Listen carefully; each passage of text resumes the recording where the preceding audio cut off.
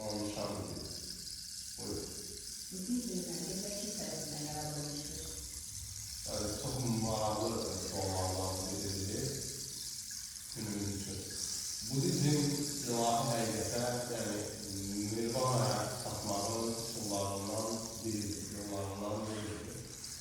Və yolcusu da Siddhartha Gautama'nın, yəni Buddha ismiyle tanınan ustadır.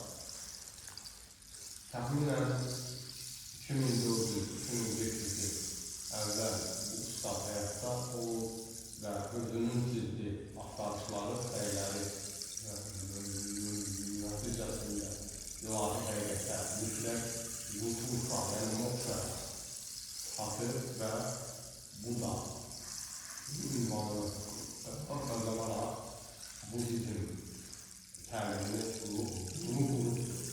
Budizm təlimi əslində xüsusi dini etiqad sayılır. O da yoganın özündən bir hissə sayılır. Yəni, demək olar ki, Budizmlə yoga arasında heç bir sayı yoxdur.